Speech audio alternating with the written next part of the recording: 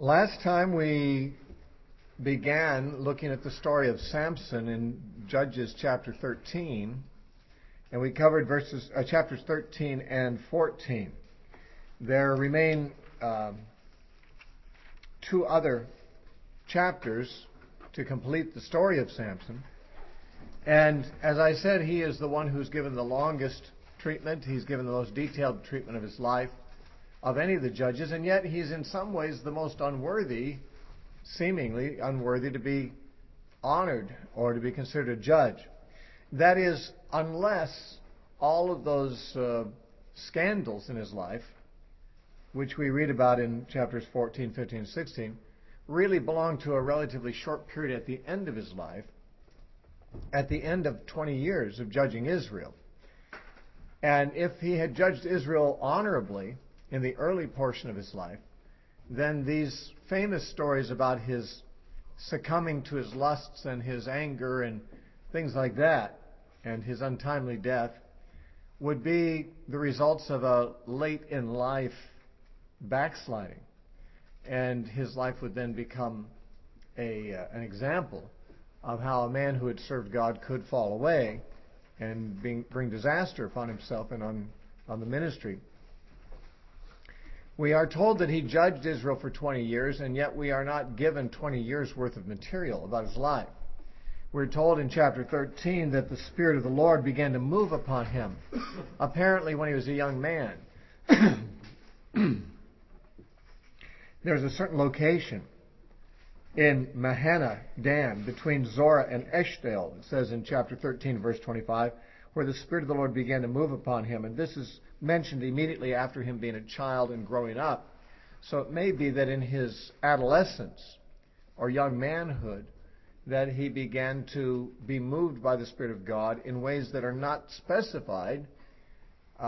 We know that later in his life, these movements of the Spirit of God coming upon him resulted in him doing physical feats of a supernatural nature, and that may be the main spiritual gift or the main characteristic of God's Spirit moving upon him even at the earlier stages. But maybe not. We don't know.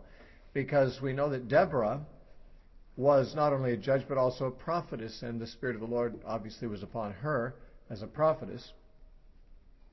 And so maybe the Spirit of the Lord being on Samson in his earlier years was that which qualified him to be a judge, and he might have even been a righteous judge for all we know for some of those years. But we find him led astray, whether from an earlier compromised life or an earlier righteous life, we don't know.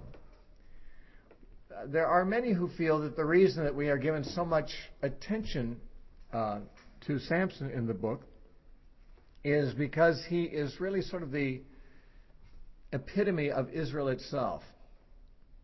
From birth, he was selected to be set apart for God as a Nazarite. The word Nazarite means one who's separated unto God. Well, so was the nation of Israel. They were set apart for God among the nations to be God's own special people. And because of the special calling that they had and their devotion to God, God on many occasions did feats, supernatural feats through them. The escape from Egypt involved a great number of supernatural phenomena, but also their conquest of Sihon and Og, and later of the Canaanites, and of many other things throughout their history. God has supernaturally used Israel. It was through Israel that the prophets came. The Spirit of the Lord upon them gave us the Old Testament scriptures. The Spirit of the Lord on John the Baptist and even on Christ gave us the New Covenant. That God's Spirit moving upon Israel and Israel's Nazarite status, we might say, Israel's special set-apart status as a people of God, might be reflected in those stronger and better aspects of Samson's career. But then also Israel failed. Israel became guilty of spiritual adultery and harlotry. We find Samson being led astray by women too.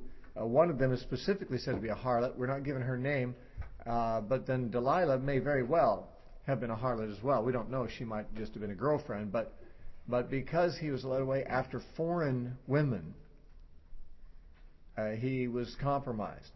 And he violated his Nazirite vow. And so Israel also was led away after foreign gods and foreign religions. And God said they played the harlot with many gods. And eventually the Lord departed from Samson, just as the Lord departed from Israel. But later in his life, after he was afflicted for some period of time by the Gentiles, Philistines, he apparently turned back to God in faith, and God used him, and he slew a great number of the enemy in his death. Some might feel like this refers to the highest point in Israel's glory, when their representative, Jesus Christ, the Messiah, slew the enemies of his people through his death. That he cast down the powers of darkness. He conquered them. He disarmed the principalities and powers through the cross. That Samson is seen as sort of a type of Israel, and Christ himself, the antitype of Israel. So that Samson would be like a picture of Israel's career, but Israel itself is a picture and a type of the greatest Israelite, Jesus. And so things in Samson's life may be thought to be recorded because of the way that his own career as a person often, parallels that of the general status and career of Israel. Now, in chapter 14, we saw that the problems between Samson and the Philistines apparently began with a romantic relationship that Samson struck up with a Philistine woman. Actually, he saw a woman. He wanted her to be his wife. This was not an affair he was having or a prostitute. This is just a woman he wanted to marry. It was customary in those days, if a man wanted to marry a woman, that his parents would make the arrangements with her parents. So he comes to his parents and says, I saw this woman, I want to marry her, get her for me. The parents objected initially because she was not a Jewish woman, and she was actually of the Philistine, race. But we can see that the Israelites were largely compromised with the Philistines at this time. We're going to find that the 3,000 men of Judah come to arrest Samson to turn him over to the Philistines. They say, don't you know the Philistines are our overlords? We're not supposed to be disobedient to them. The Jews seem to be more or less living in an uneasy peace under the oppression of the Philistines. As long as they didn't rebel, the Philistines apparently didn't oppress too severely. And so there was probably other intermarriage going on, because we read in the book of Judges in general that one of the mistakes Israel made many times was that they simply intermarried with the Canaanites.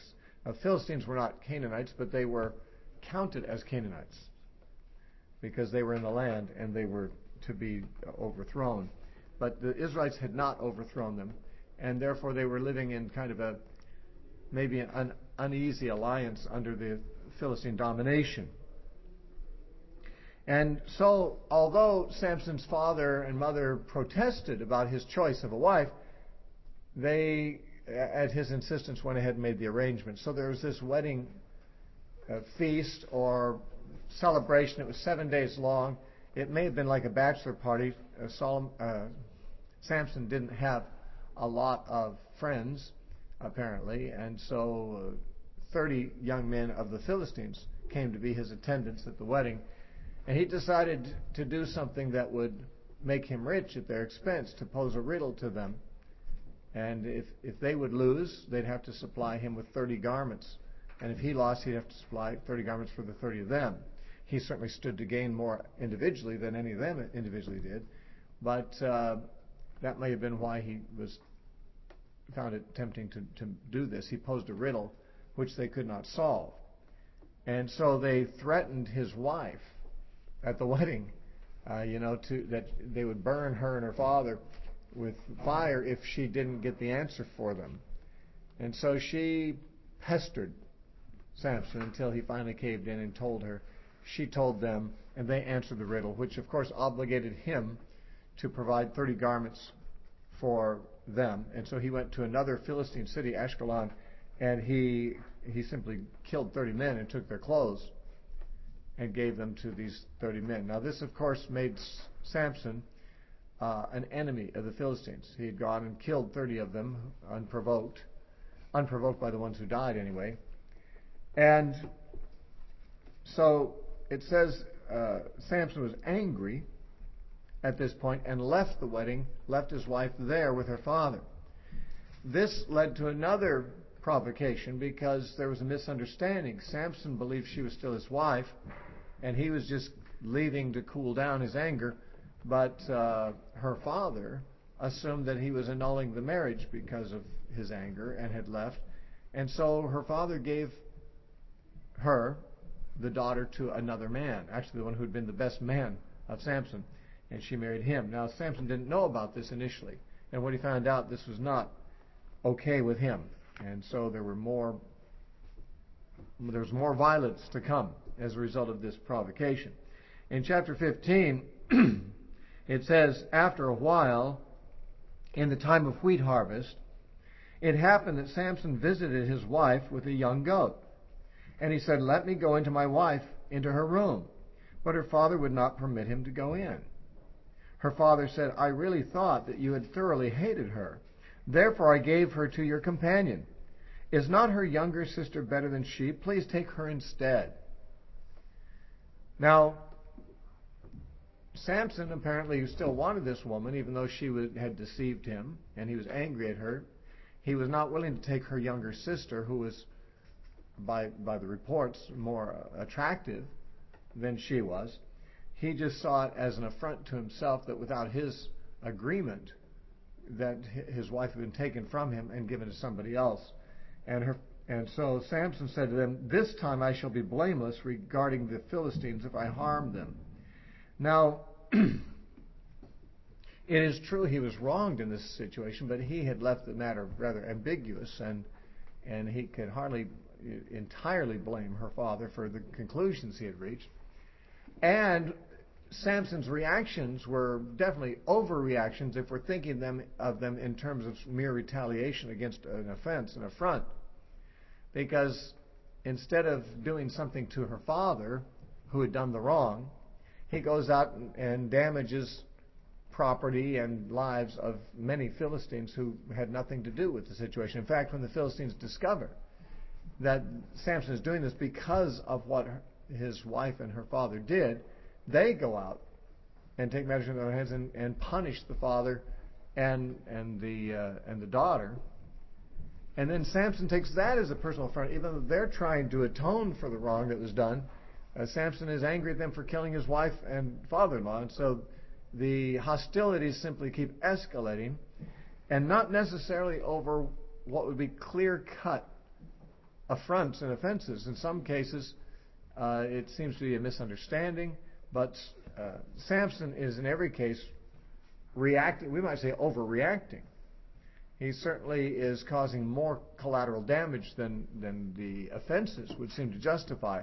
And so seen simply as a grievance between a man and a nation, the Philistines, Samson would seem to be the one in the wrong.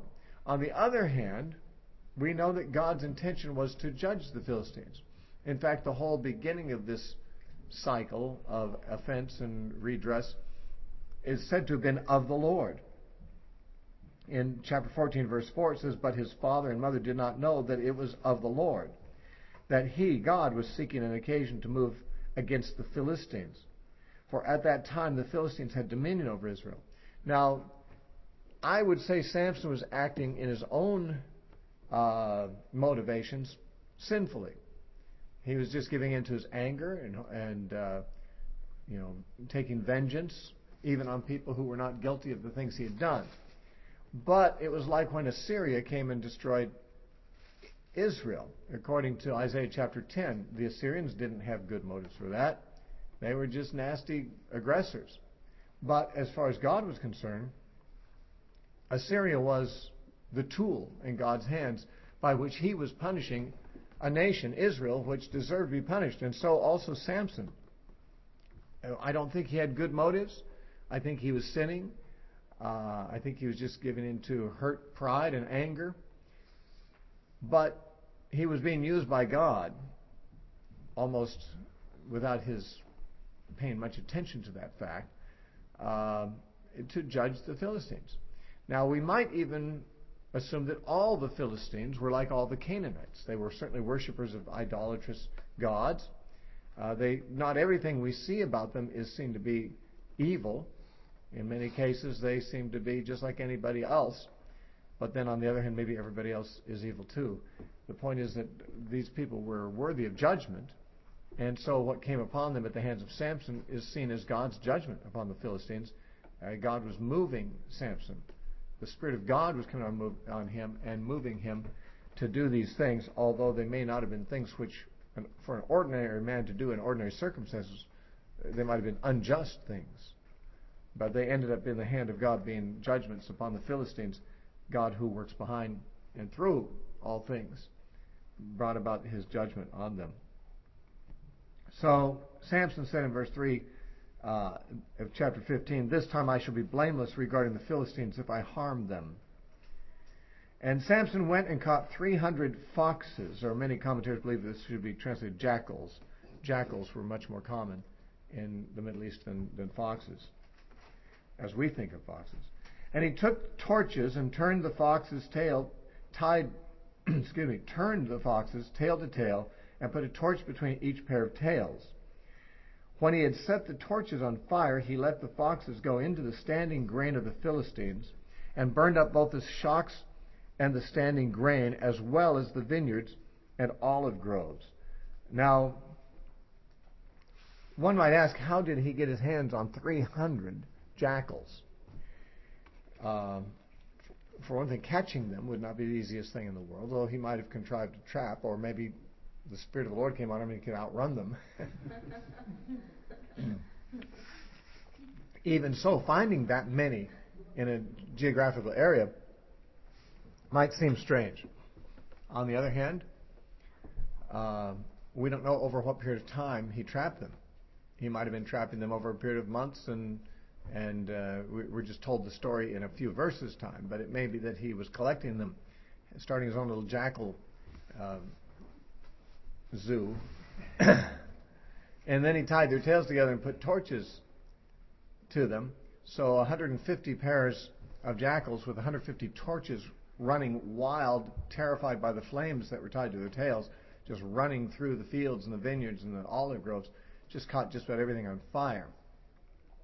And they didn't have the firefighting equipment we have now. This would have been a wild fire in a big way. That many torches going through the fields at one time, going all different directions. There must have been, hundreds of acres, if not more, of productive land that was burned up. That'd be a tremendously devastating impact on the economy of the Philistines. And the Philistines who suffered the loss didn't have any idea why anyone would do this. They had not provoked anybody. Why would anyone do this? Now, one might argue that for any Israelite to do this to the Philistines would be not unprovoked. The Philistines had come and oppressed them. The Philistines were invaders and oppressors. So for there to be freedom fighters, whether it was Samson or anyone else, might not be viewed as unprovoked attack. It was more like trying to drive the oppressors out who had already attacked them. In any case, the Philistines didn't see it that way. They'd been living peaceably for the most part with Israel, and for someone to do this to them just seemed like, why would anyone do that? And the Philistines said, "Who has done this?" And they answered, "Samson, the son-in-law of the Timnite, because he has taken his wife and given her to his companion." So the Philistines came up and burned her and her father with fire. Now, you might think, well, that's a strange reaction. Why didn't they do that to Samson? But they were apparently trying to appease Samson. In other words, even though Samson had done this damage to them, they saw that he had been wronged, and he had been wronged by this particular family among the Philistines, and so they took vengeance on the family, more or less to, they could have done it just out of anger that the family had brought Samson's rage upon them, but also it could have been something to appease Samson.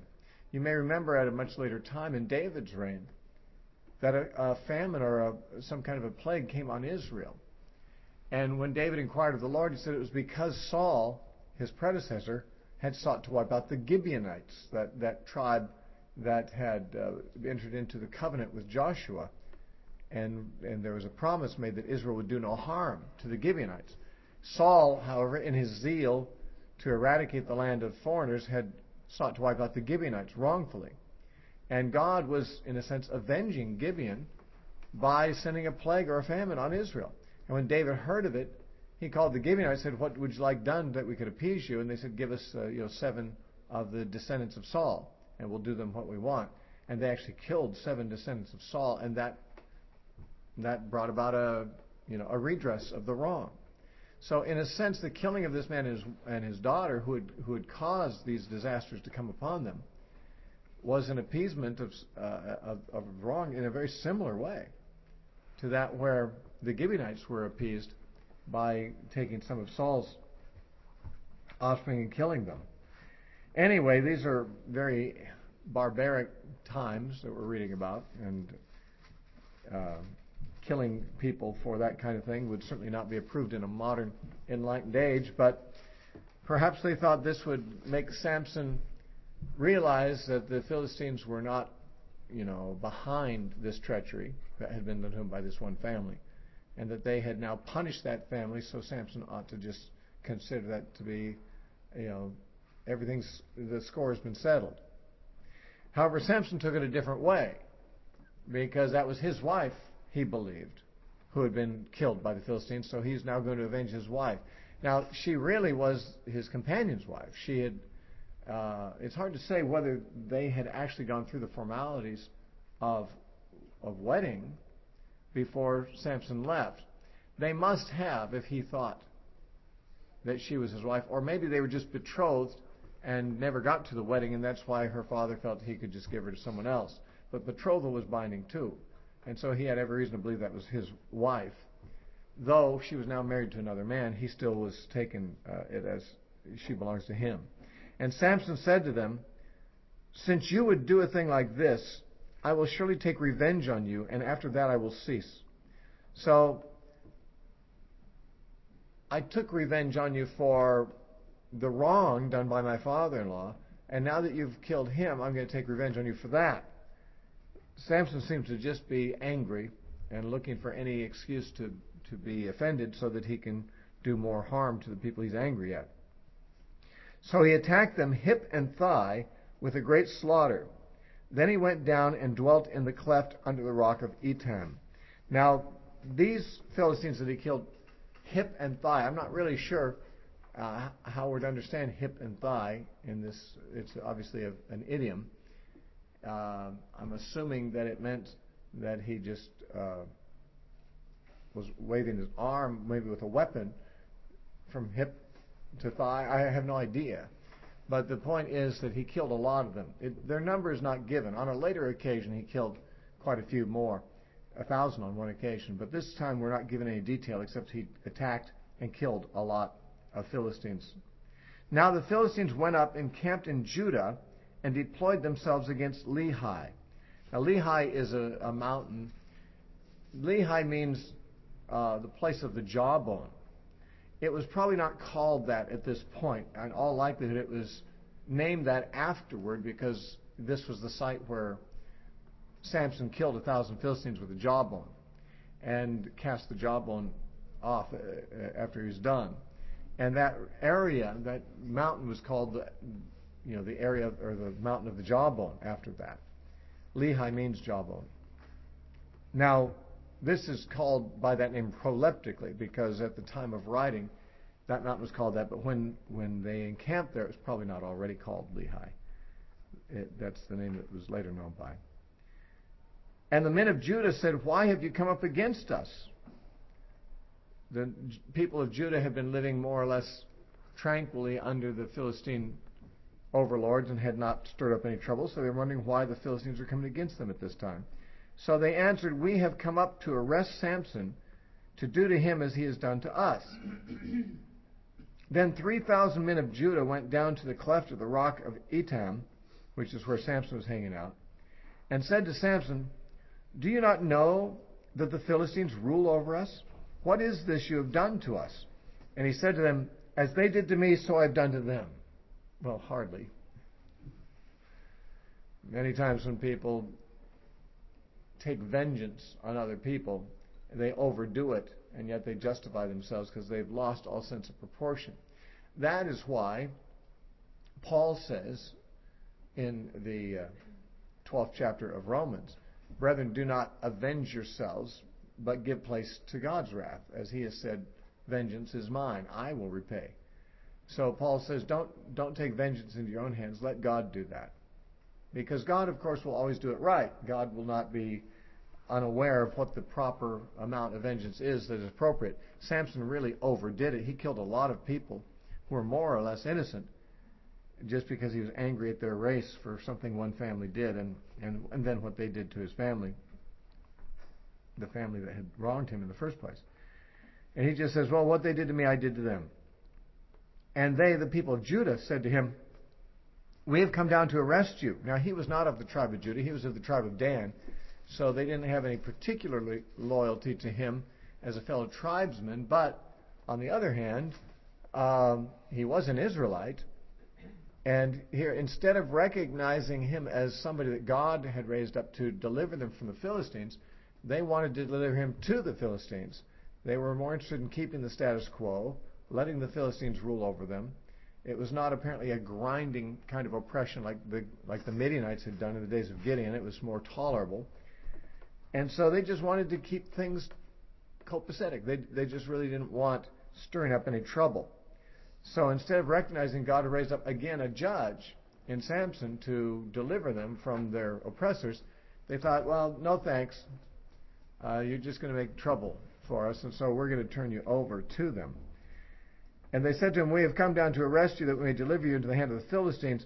Then Samson said to them, swear to me that you will not kill me yourselves.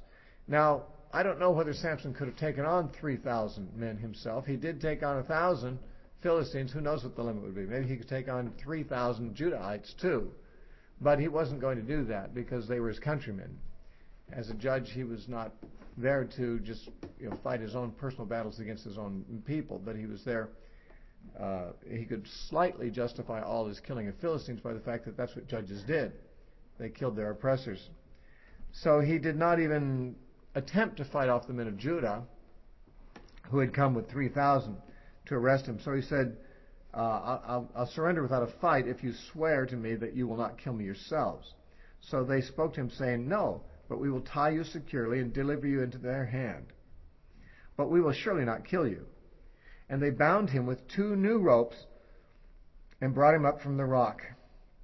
Now, new ropes, because ropes that have been used are sometimes frayed and easily broken. And so we're told that it wasn't just ropes, but it was ropes that were in good condition. Strong, new ropes. And they bound him not just with 1, but with 2. And they brought him up from the rock and delivered him to the Philistines. In verse 14, when they came to Lehi, the Philistines came shouting against him, and the Spirit of the Lord came mightily upon him, and the ropes that were on his arms became like flax that is burned with fire. So burnt string, really. And his bonds broke loose from his hands, and he found a fresh jawbone of a donkey, reached out his hand and took it, and killed 1,000 men with it. Now, he was unarmed, but he could take up anything that was hard and sharp nearby, and with that weapon he could take on any number of Philistines. Now, I don't know to what degree the Philistines were armed. They probably were armed. They had come and encamped there. In all likelihood, they had swords and spears and things like that. But it would seem that simply the breaking loose of the ropes might have thrown them into a panic and set them in disarray. And every Philistine began to feel like it's every man for himself, instead of any one of them wanting to rush Samson or being organized enough to rush him as a group, which probably would have gone badly for Samson, except for, of course, the miraculous sense that God gave him power. But with them all kind of looking out for their own skin, trying to avoid this madman, he could take them individually. and probably didn't have to take like 10 of them ganging upon him at the same moment or anything like that. It seems like they were panicked enough that they weren't organized in their assault, and he knew what he wanted to do, and he was aggressive, and he went through and he killed 1,000 of them with this one weapon.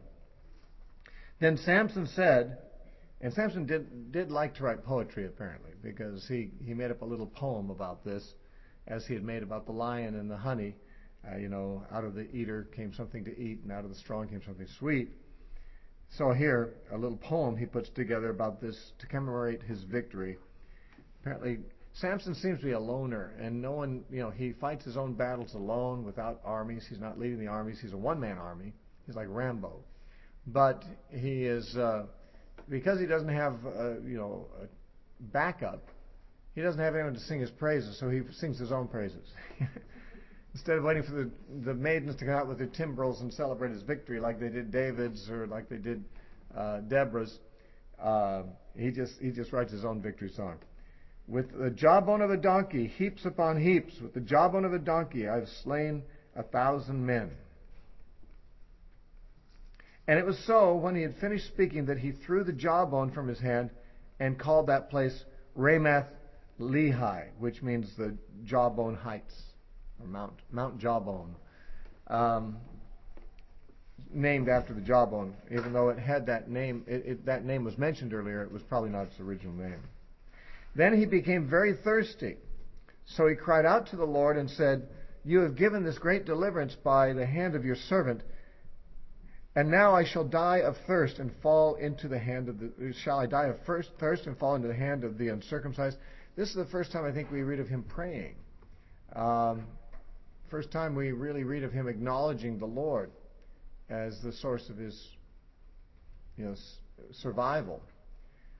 He may have prayed much earlier, but we don't read of it. But this is the first time we see him actually acknowledging the Lord and his need for the Lord. So God split the hollow place that is in Lehi. In the King James Version, there's a strange phenomenon. They translated that he split a hollow place in the jawbone, and Solomon drank. I don't want to say Solomon. Samson drank from the jawbone. So, reading the King James, you get the impression that this jawbone actually started spouting water, and he drank from it, but that'd be really miraculous. Of course, not that this wasn't miraculous, but that's not what's being said. Lehi is the place. It means jawbone, but it's not talking about the jawbone that he used as a weapon, but as the location, which is now named after that jawbone. So, God split the hollow place that is in that mountain there, and water came out, and he drank, and his spirit returned, and he revived. Therefore, he called its name En-Hakor, which is in Lehi to this day.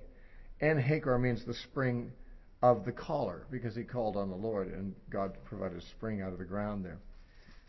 And he judged Israel 20 years in the days of the Philistines. Now, jumping over how much time we don't know from the previous accounts, we have the end of his life now coming. This is the beginning of the end. He has another romantic interest. This one is in Delilah. Although that's not the first woman he meets here. There's some more. Then Samson went to Gaza and saw a harlot there. Now that's not Delilah necessarily. Now it could be. We're not told that this harlot was Delilah. But he first is seen going to this harlot, and later we find him being in love with Delilah, which might have been the same woman or not.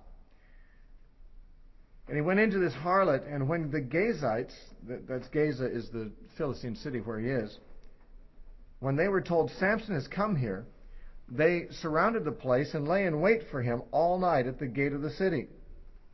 They were quiet all night, saying, "In the morning, when it is daylight, we will kill him." And Samson lay low until midnight. Then he arose at midnight, took hold of the doors of the gate of the city, and the two gateposts, pulled them up, bar and all, and put them on his shoulders, and carried them to the top of the hill that faces Hebron. this little incident just points out that it's hard to keep this man trapped. You couldn't put him behind bars because he could just break the bars off the gate. A city gate was usually made of very heavy metal and well anchored because it was there to keep enemy armies from breaking into the city. So he was more powerful than an army by himself. He could just remove the gate. Generally speaking, armies with their battering rams and so forth would not easily be able to remove the gate, and he did so. Now, they locked the gates knowing he was in there at a prostitute's house. And apparently they decided to just wait till morning, and they must have slept or left the gate relatively unguarded. It does say they surrounded the place and lay in wait for him all night at the gate of the city. But it says they were quiet all night, saying, well, we'll make our move in the morning. How they slept through this, tearing the gate off the hinges and carrying it up the hill, I don't know. It may be that they had left only a few guards there who were terrified and wouldn't dare to engage him, or that they slept very soundly, or something. But in any case, when morning came, he wasn't there anymore, and neither was their gate. Now afterward it happened, verse 4, that he loved a woman in the valley of Sorek whose name was Delilah. This apparently is not the same woman, because she was a Gazite, and this Delilah is not said to be of Gaza, but of the valley of Sorek. So we're going to assume this is a different woman. Samson had a number of women that caused trouble for him.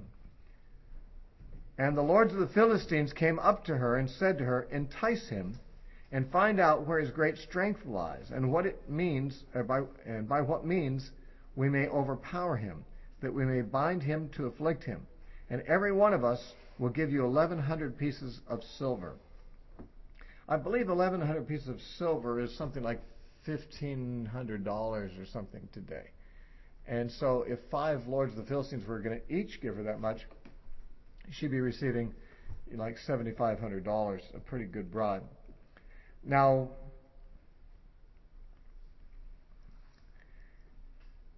they recognized that there was a secret to his strength. As I said earlier, there's no reason to believe that Samson looked strong, that his physique was particularly that of a stronger man. He may have looked strong, but it was clear that he had strength beyond any natural strength. And they knew there was some secret that he was concealing. And so they found out that he had a girlfriend, and they figured that the girlfriend could get to him, just like the 30 men at his wedding had gotten to his wife by threatening her. In this case, they don't threaten Delilah, but they bribe her. Perhaps if they had threatened her, she would have sicked Samson on them. But if they bribe her, she'll be on their side. That's probably the difference. Back when Samson's wife was threatened with death, Samson, as far as we know, had not manifested publicly any of his strength, and his wife probably did not know that she could have been protected from those 30 men by her husband, who was capable of handling them. He had not demonstrated those things. But now, Delilah and the Philistines know that Samson can take on virtually any number of assailants. So it'll do them no good to threaten Delilah and say, if you don't find out for us, we'll kill you. She could say, oh yeah? Then I'll have my husband kill you. And they would know he could, no matter how many armies they had trying to stop him. And so instead they try to win her over with money, and they manage to do so. They offer her money, and she takes it. So Delilah said to Samson, please tell me where your great strength lies, and with what you may be bound to afflict you. Now, it would seem the very question would raise suspicions in his mind. Why do you want to know that? Although, of course, in playful pillow talk, any number of questions might be asked that seem impertinent or that would not necessarily be taken too seriously. And he told her all his heart. No, I'm not there yet. Sorry. 7. My eye glanced over to verse 17, when it's really 7 we want. They're both at the top of my page, across from each other. And Samson said to her, if they bind me with 7 fresh bowstrings, not yet dried, Then I shall become weak and be like any other man. So the lords of the Philistines brought up to her 7 fresh bowstrings, not yet dried, and she bound him with them. Now, whether she did this playfully while they're awake, okay, let me test you on this, or whether he was asleep, as at a later time. He was asleep when his hair was cut, but some of these early tests might have been done when he was awake, as he might just be enjoying the game. Anyway, she bound him with them. Now there were men lying in wait, staying with her in the room, hiding there.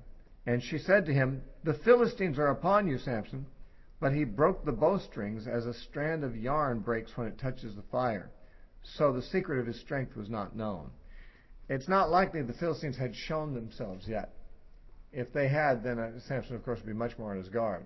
They were there waiting to see if he was weak, but as far as Samson knew, this was just between him and Delilah, and it's probably a game he was playing with her in a way. Then Delilah said to Samson, "Look, you have mocked me and told me lies. Now please tell me what you may be bound with." So he said to her, "If they bind me securely with new ropes that have never been used, then I shall become weak like any other man." Well, that's already been proven wrong, because he was bound with 2 new ropes before when he broke them and killed the 1,000 men. She apparently didn't know that he had been bound with new ropes, and so he said, "That's all it takes is new ropes." These tricks I do are done with ropes that are secretly, compromised in their strength, so they're easy to break. Like a magician telling his tricks to, his secrets to someone. Yeah, if you use new ropes, I'll be powerless against that. Then, therefore, Delilah took new ropes and bound him with them, and said to him, "The Philistines are upon you, Samson." And there were men lying in wait, staying in the room, but he broke them off his arms like a thread.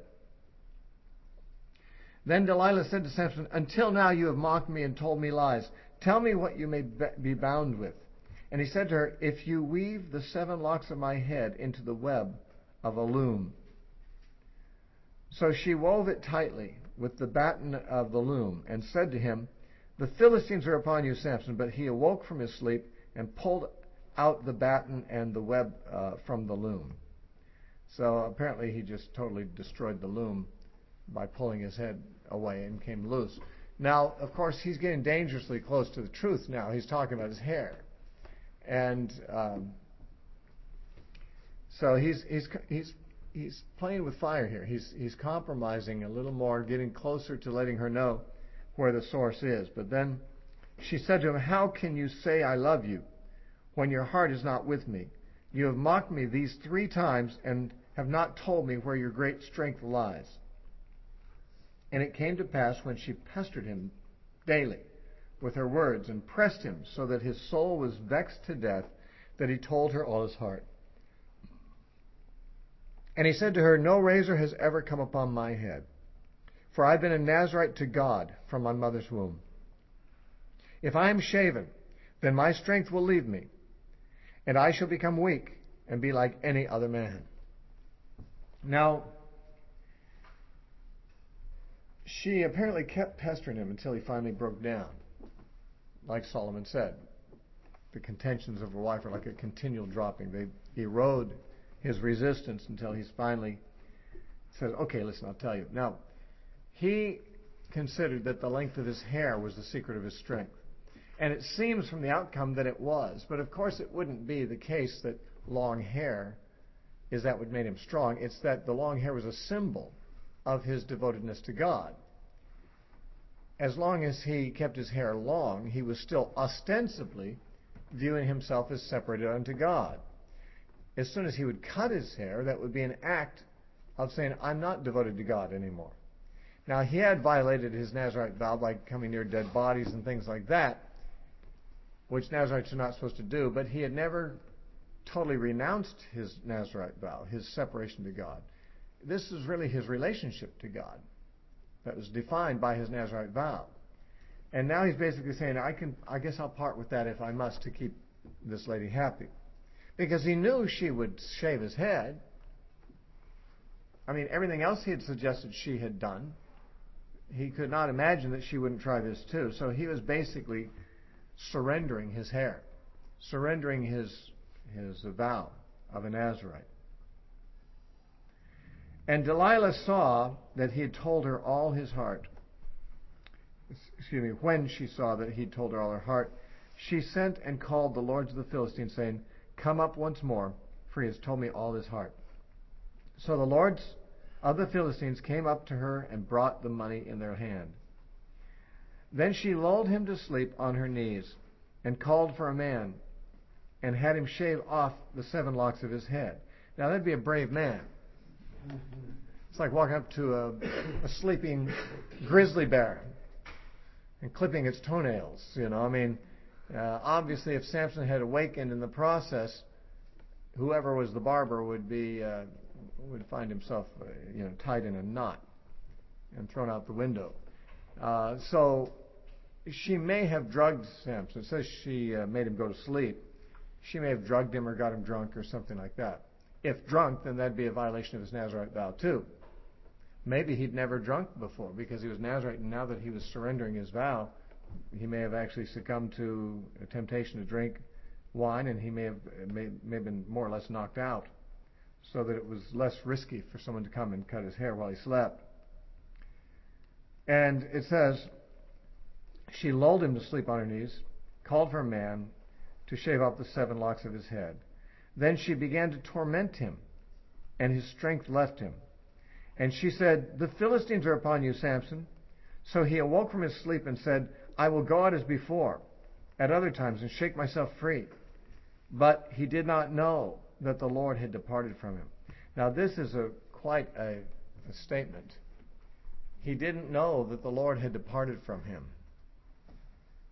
He knew that he had departed from the Lord by surrendering his hair. But he didn't know that the Lord would really depart from him. He had compromised in so many other ways before, and God had not totally departed from him. He no doubt had gotten cocky, had no doubt gotten self-confident, and no matter what I do, God will back me up. And God said, "No, I'm sorry, that's the last straw. You renounce your vow, you're on your own." And he was like any other man.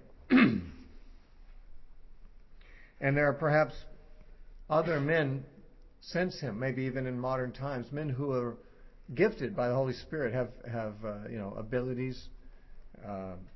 They could be in preaching or in other ways, who have had a power, an anointing on their life, and yet because of their compromises, they have become, unbeknownst to them, like any other man. And they count on God blessing what they do and their ministry, but they're has-beens, because God has left them and they don't know it. They can keep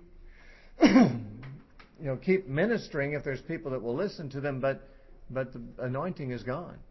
The power is gone. The gift is gone. And the Lord had departed from him. He didn't know it.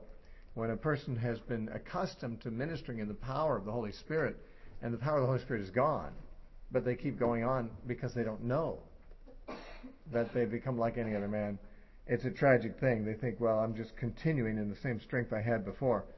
But when God is gone, no power is there. And so, verse 21 says, the Philistines took him, they put out his eyes, and they brought him down to Gaza. And they found him, that's where he had torn the gates off the city before.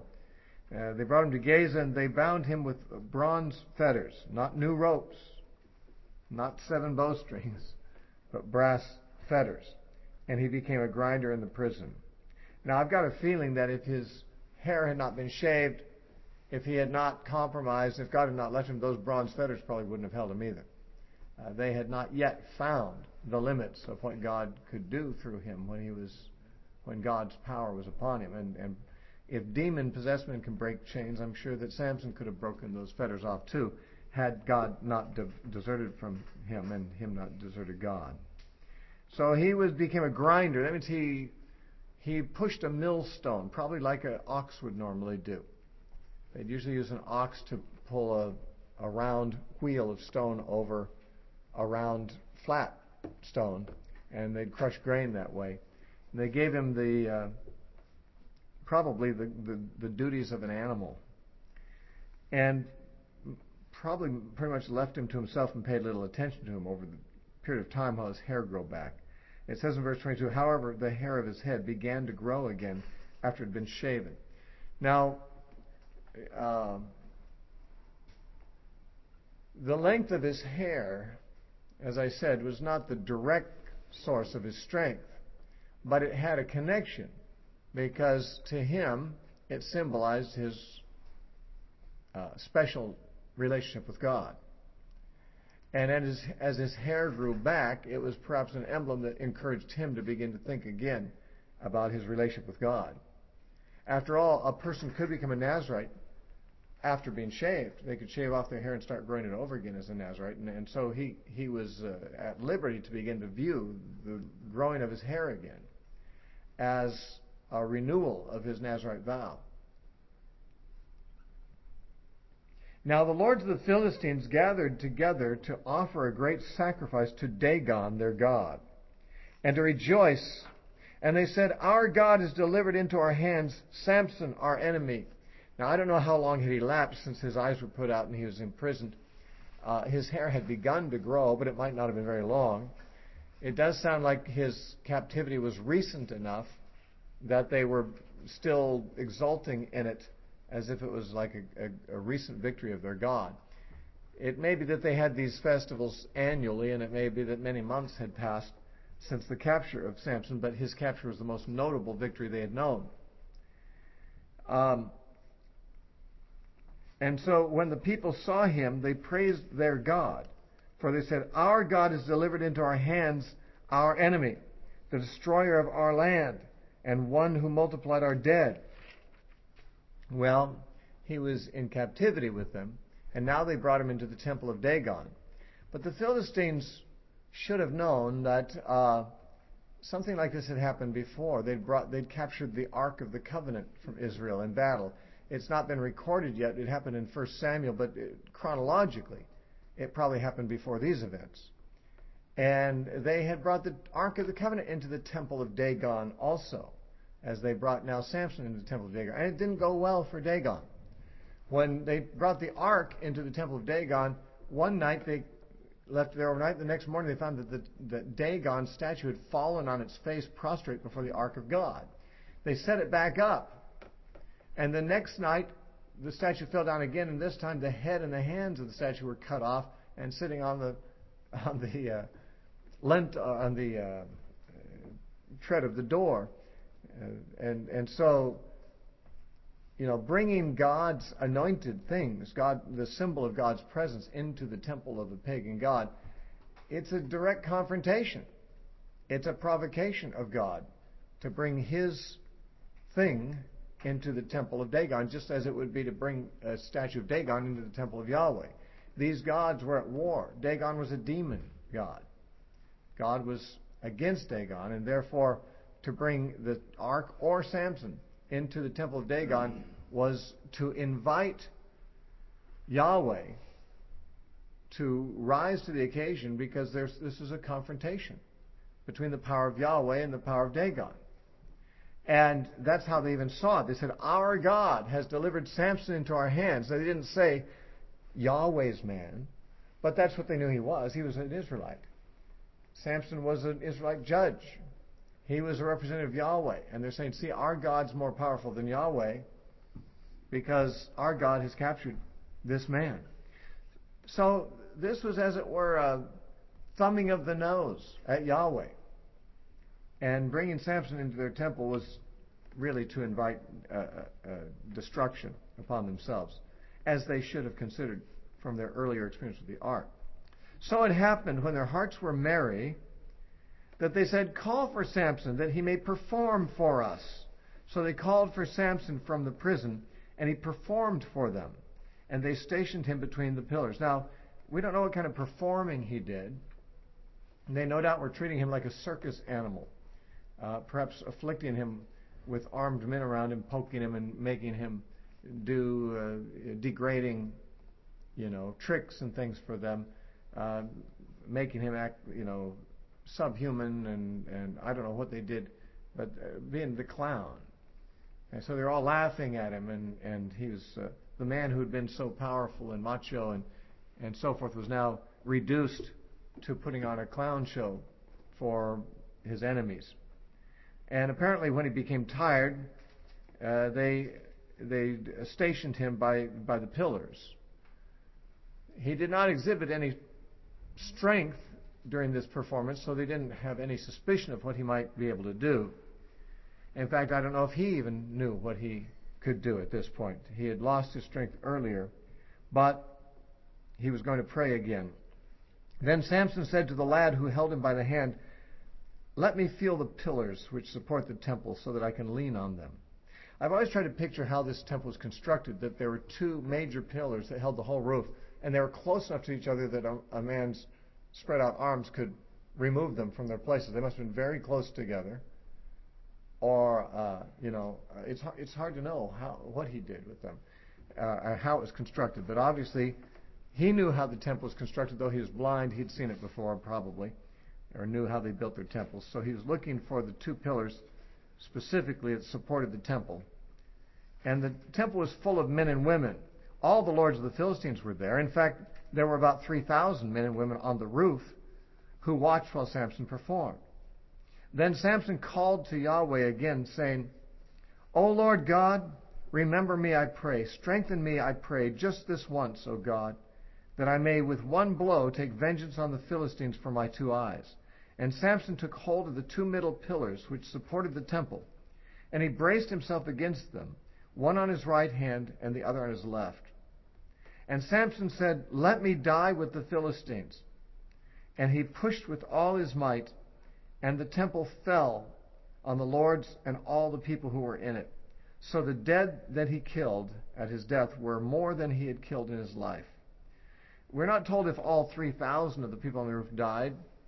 It doesn't say the percentages, but we know that he killed more on this incident than he'd killed in his life previously. And he'd killed, over 1,000, maybe 1,500. So probably more than half of these people were killed, if not all.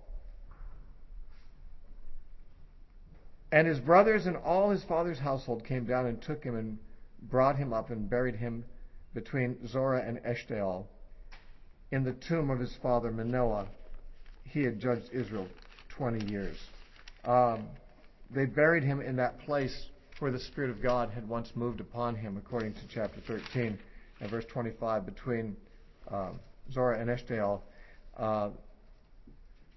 They retrieved his body from the rubble and gave him a decent burial in the spot that would most memorialize the better times of his godly life, I assume.